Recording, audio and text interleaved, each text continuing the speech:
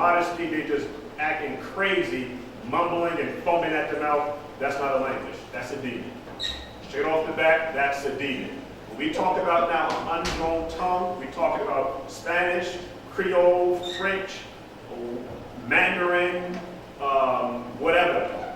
Those are the other languages, right? So if somebody was here speaking Spanish and there's nobody here to interpret, listen, brother, listen, you need to hold back the Spanish because I don't know what you're saying. Somebody needs to interpret it.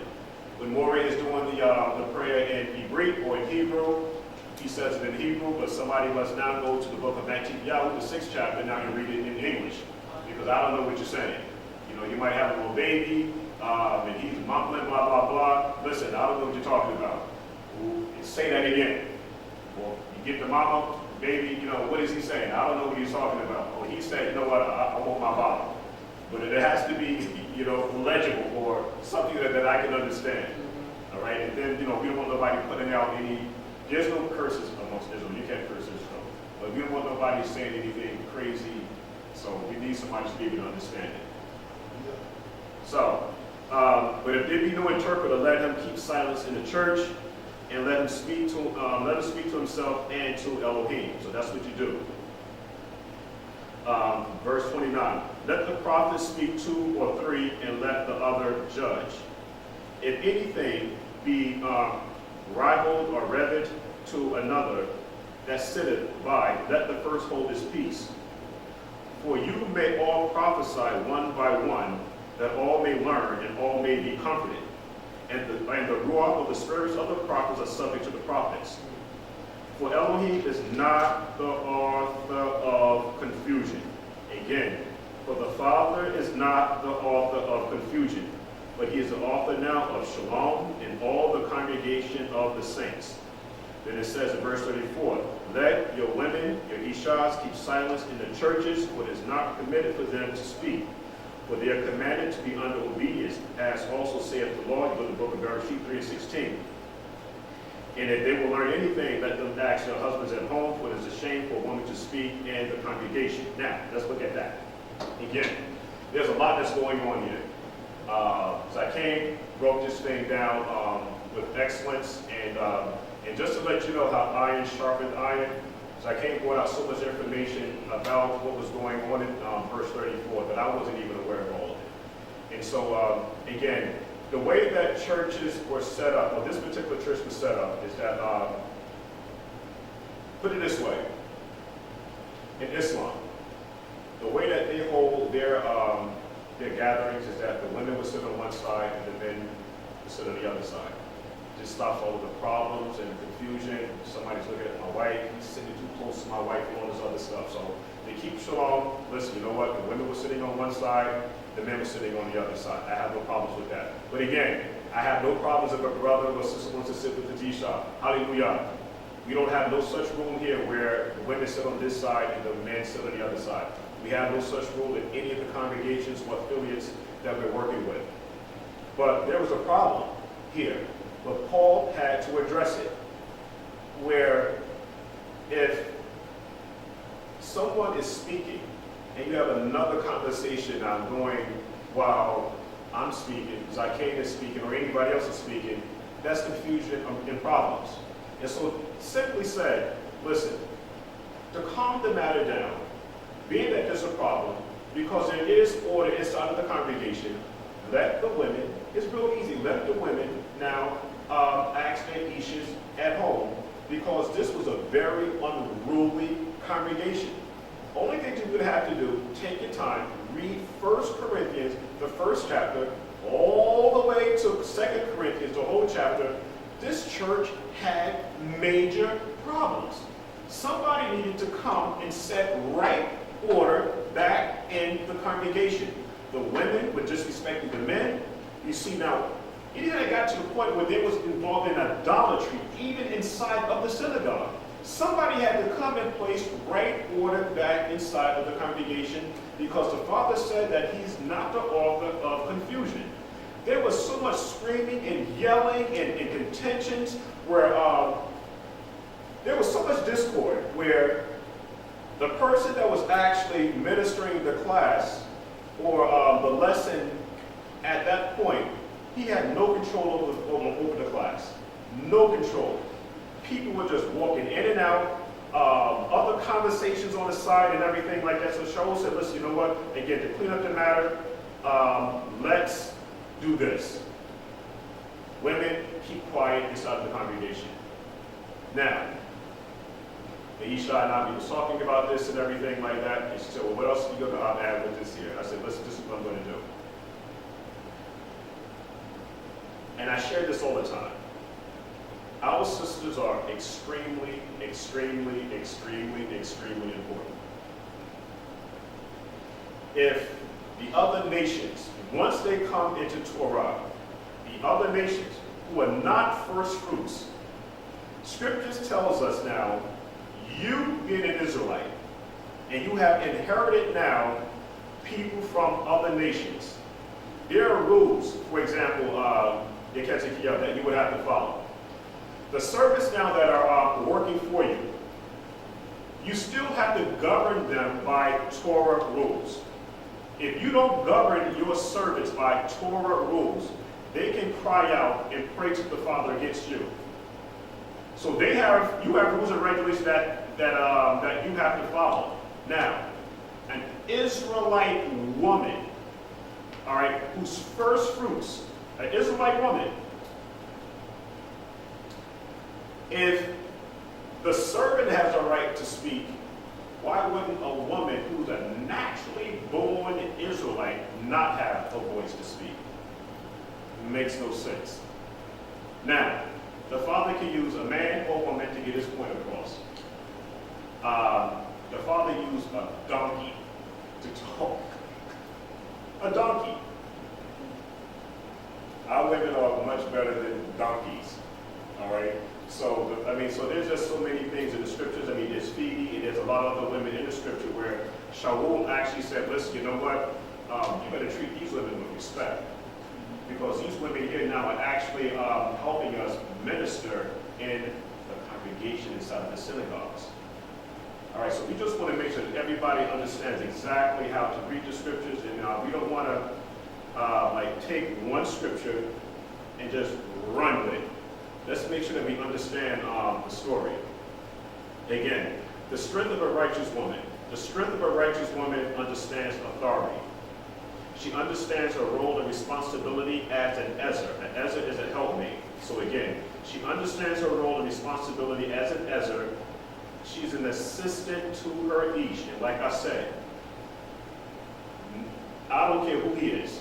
No man has authority over another man's Isha. That is your authority. So whatever you declare is what you declare. But these are the rules and regulations of the congregation of Yashra'al. But again, so a strong, righteous woman, she understands her role and responsibility as an Ezra, and an Ezra is a Hebrew word that means helpmate or an assistant to her Ish. And the word, and again, I'll write this down so there's no problems. To submit only means to agree. Or even to compromise. Compromise. So, if a woman can't agree with the Ish, compromise with the Ish, then she's not an Ezra. She's not an helpmate. She's actually not an adversary. All right? Because come on, really? If you can't agree and compromise, because what happens now is that when the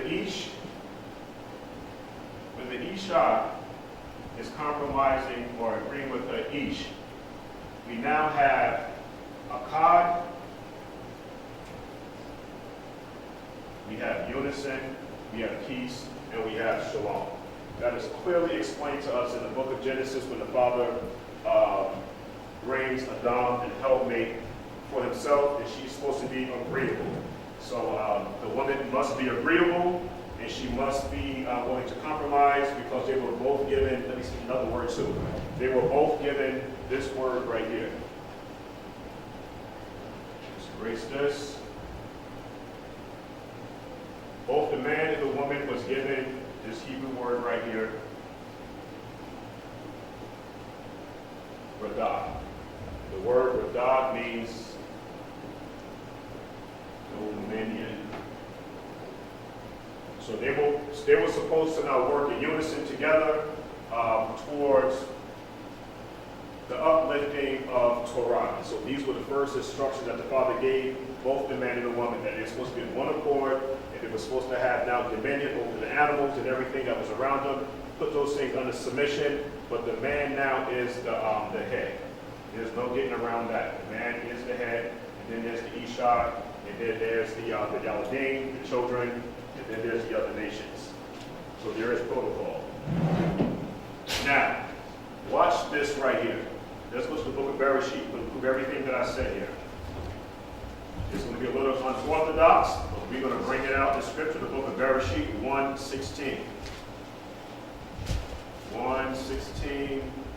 And if we can get, we're going to get a Koti Shaya. We've been playing hooky, so we're going to get Shaya. Shaya on 1:16, please. I'm only messing with you. First Genesis, Genesis, Bereshit, chapter 1, verse 16. And Elohim made two great lights, the greater light to rule the day, and the lesser light to rule the night. He made the stars also. Okay. The brothers. Can any brother tell me what is the greater light? Sun. Okay. So the greater light is the sun. The lesser light is, let's put this here, light. The lesser light is the what? And then the people were Kukah, and then he made the stars also. Now, I do understand that this is not what today's topic. When it says, and Elohim made two great lights, the greater light to rule the day and the lesser light to rule the night. When it says he made, that's in italics. You check it out in Hebrew, the words he made is not there. So the way that this is actually read, and Elohim made two great lights, the greater light to rule the day and the lesser light to rule the night, the stars also. And the word, so some of these prepositional phrases that we see is not there in the Hebrew. So, this is my thing. We're going to need to identify, because everybody understands that these are luminaries, right? We should also know, too, now is that these luminaries are also characterized as people. We're going to show that in the Scripture. The sun, the moon, and the stars can be also looked at as people. I'm going to get my brother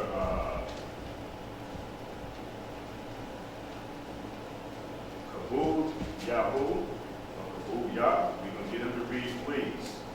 Genesis 37, 5, and yes, Genesis 37.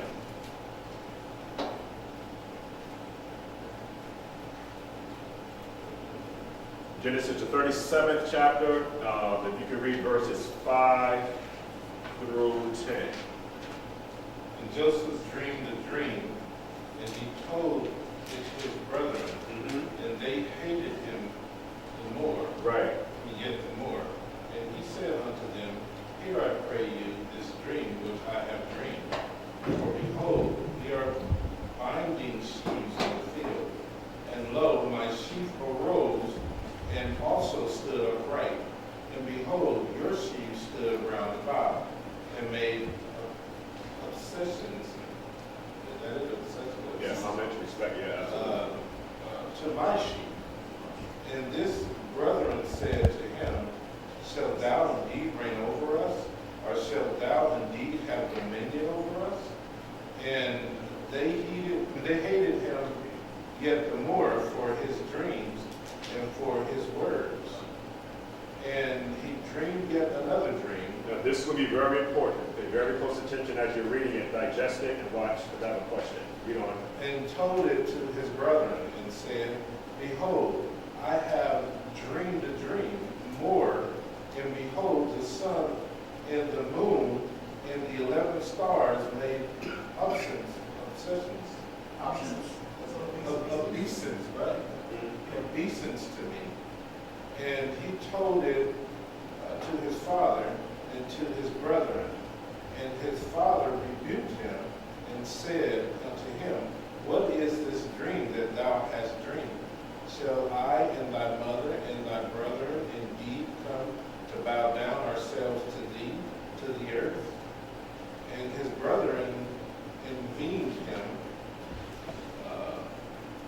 but his father observed the same. Right. Hallelujah. That's 10, right? Envied him. Yeah, just 5 and 10. So, this is the question. I keep.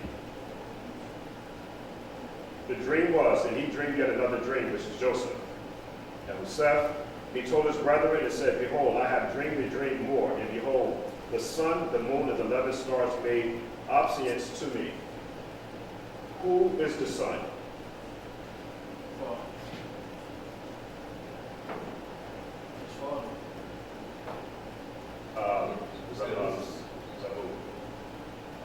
What did I say? Who was the son? Yes. Joseph, his son. S-U-N. It has here, and behold, the sun and the moon and the 11 stars. Who would be the son? Who will be the son? The father. Joseph. I'm not Joseph.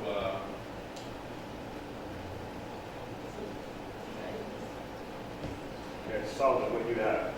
I have dreamed a dream more, and behold, the sun and the moon and the 11 stars. That would be the father and the mother, is the sun and the moon, right? Right, so the son would be who? It would be, what's his name? Isaac? Not Isaac, Jacob. Okay, we have Jacob. Would be the son. And who would be the moon?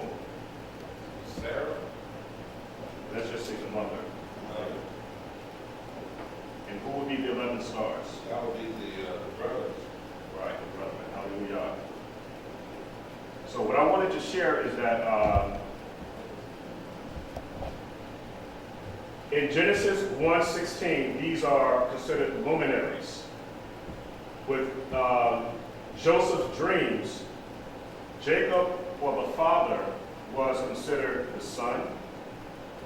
The mother represented the moon, and the brothers represented the stars. Now, what's interesting about this story here now is that each one of these luminaries has their function. Scripture teaches us now is that each one of these luminaries has a function, and they're able to speak. They're indicators. And they must be used in their proper perspectives. Remember, in Genesis 1:16, it said that the Father made 2 great lights. The sun was considered a great light, and the moon was considered a great light. The father, Jacob, the male is considered a great light. The woman is considered a great light. This is not diminishing anybody's roles. This means that even the woman is considered a great light the same way that each is considered a great light. Now, but everything has to be done in its proper order, because the moon is a non-luminous luminary. So the question then becomes, how does the moon get its light? Right, exactly. And so see how order is that the sun illuminates the woman or the moon. And the reason why we say that the woman represents the moon, because the woman has a cycle, or she goes through phases just the way that the moon goes through phases. And our whole reproductive organs are based upon the moon. They call it a monthly or a nida. But she's considered a great light because now she's now an Ezra.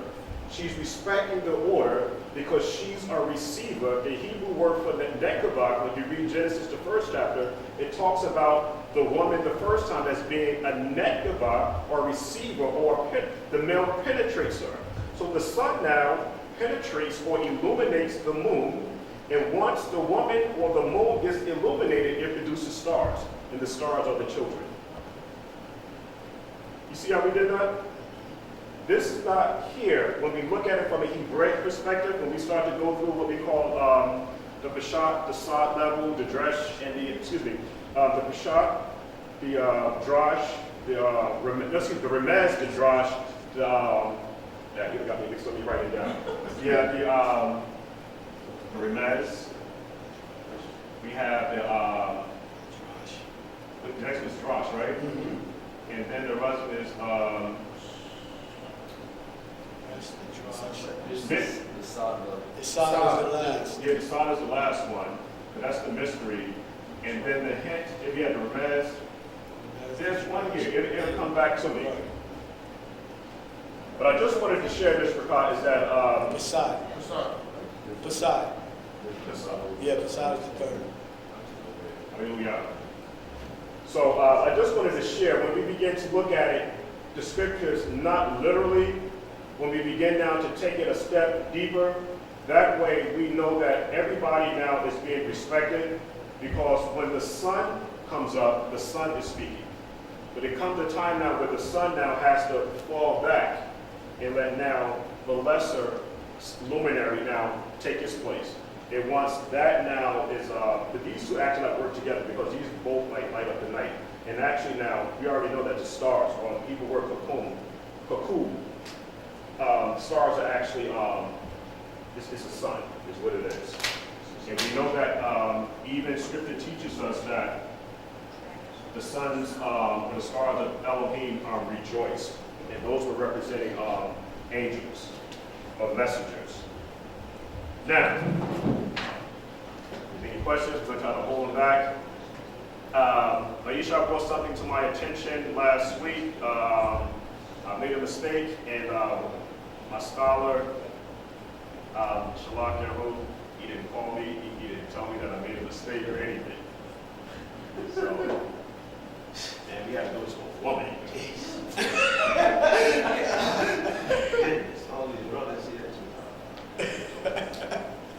Okay, this is where I made my mistake at.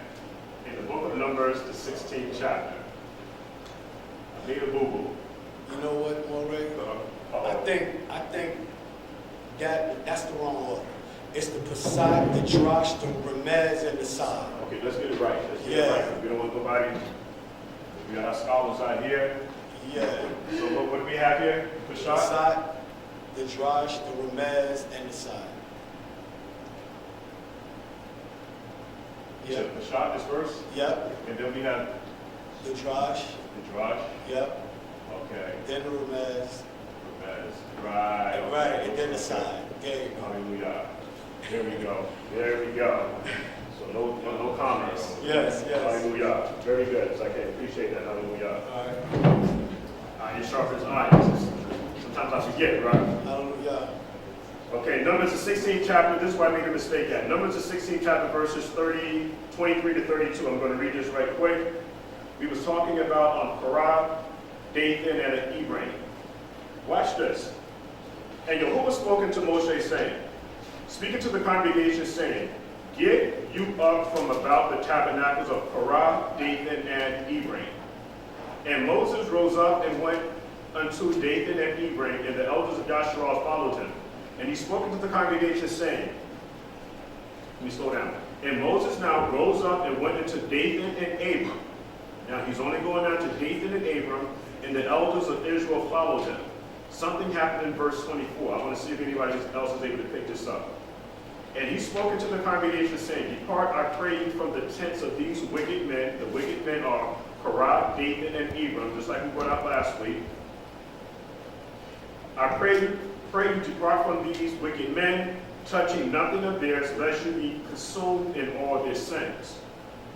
So they got up from the tabernacles of Korah, Dathan, and Abram on every side.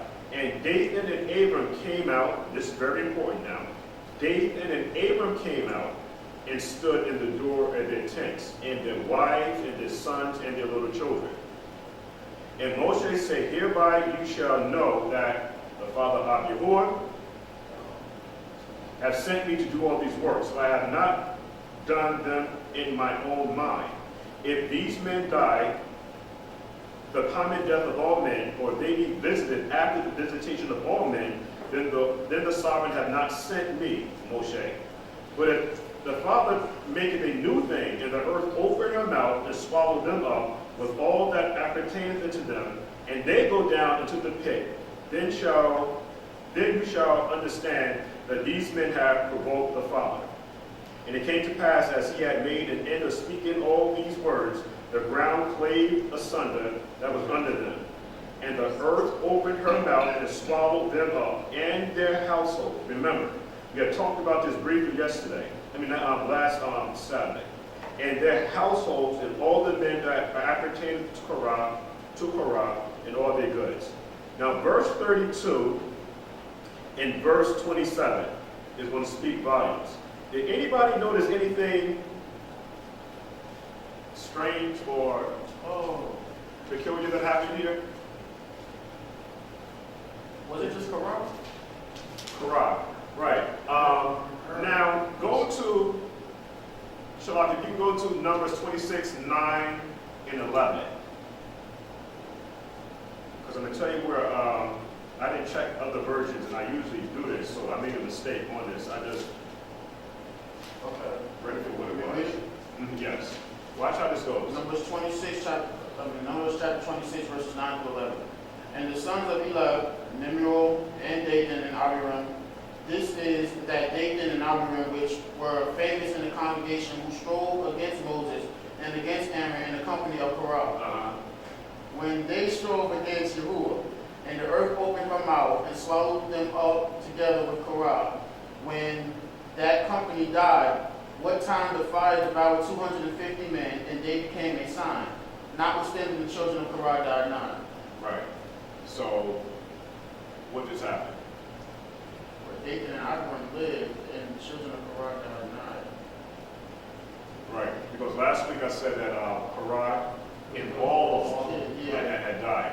But with further examining, what happened was that when Moses said, depart from this wicked and evil congregation, Korah was actually a Levite.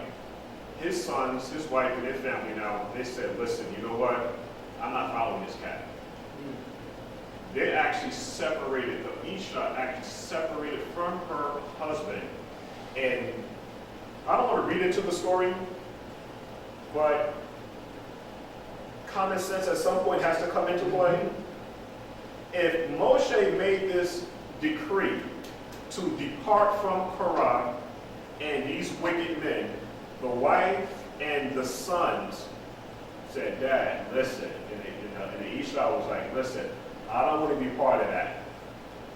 So Korah died, and Isha and the children didn't die. But Dathan and Abiram, their wives and their children were all swallowed up, died. And so I just, yes. What is says that Isha did die? Read where it says the sons, because it didn't just say the sons, but enough. It says children of the sons. Notwithstanding the children of Korah died not. Right. And so, because it makes mention now in the book of Psalms, it makes mention of the sons of Korah actually